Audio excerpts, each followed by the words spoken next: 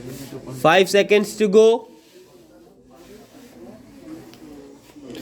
Sir, the Honorable Minister had said that because this bill is of a complicated nature, he has come forward with this measure to extend the blanket cover that is to be given by another 1 year.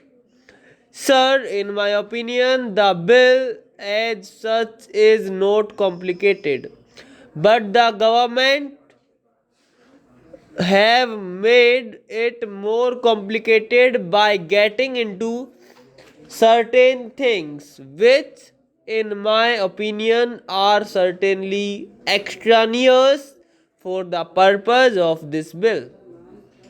Sir, in the course of 1 year, this bill has come up before this house 3 times. This is the third time that this bill is coming up before the house. The parent bill was introduced in December 1983, and in less than 1 year, two amending bills were being moved before us. Even at the time when the parent bill was moved, it was suggested by several members, both on this side as well as on the other side of the house, that it is safe to enumerate in the bill itself by attaching a schedule to it to specify clearly provisions as to what would amount to an office of profit and what would not amount to an office of profit.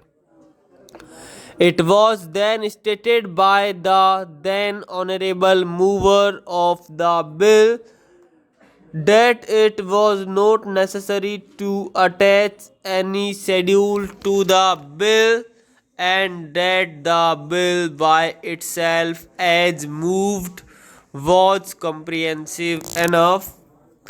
Then, sir, certain difficulties were felt, and various members of this house as well as of the other house had addressed the Honorable Law Minister, then asking him whether their remaining in a particular committee would amount to an office of profit or not.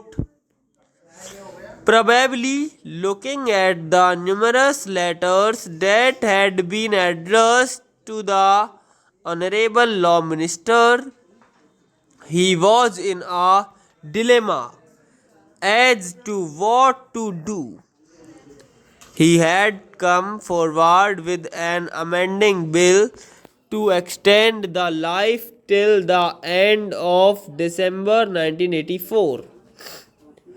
A committee was constituted to advise the Honorable Law Minister as to which offices would amount to offices of profit and which offices would not amount to offices of profit.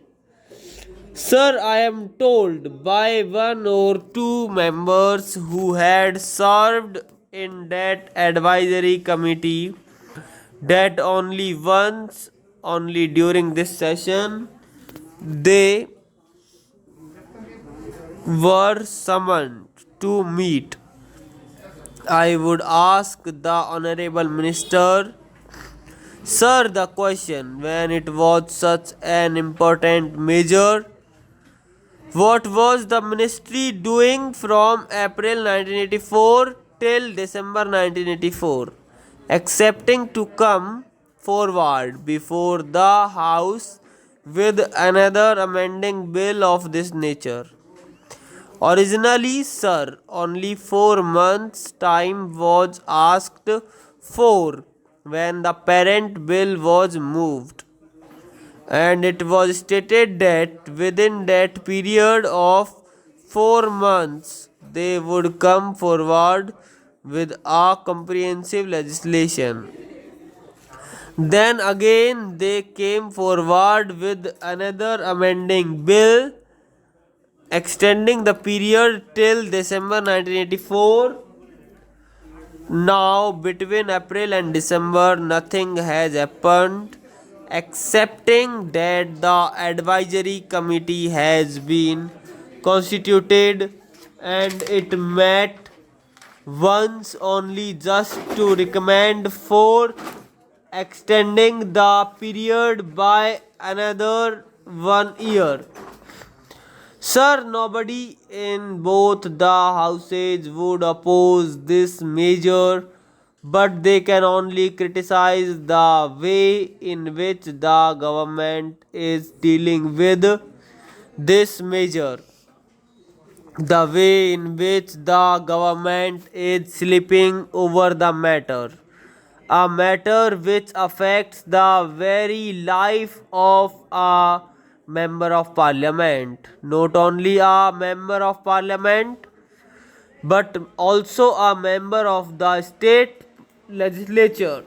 As the Honorable the Law Minister has pointed out, Article 102 of our Constitution does not define what is an office of profit except to say that a ministership or a deputy ministership or even a parliamentary secretaryship, and by a later amendment even a whip of the Congress party would not amount to an office of profit.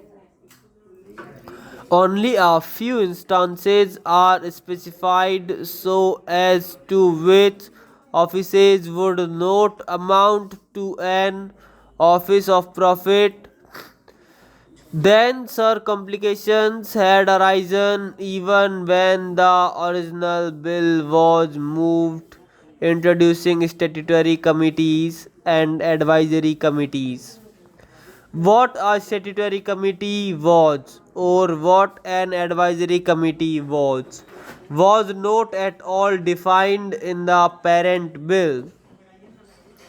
So doubts had arisen in the minds of various members as to what would amount to a statutory committee or what would amount to an advisory committee, or even whether a vice chancellorship of a university to which are attached certain privileges like the appointment of so many persons, and all that was defined as not an office of profit. And the honorable the law minister was not able to say what of office would amount to an office of profit, what would amount to a statutory committee, or what would amount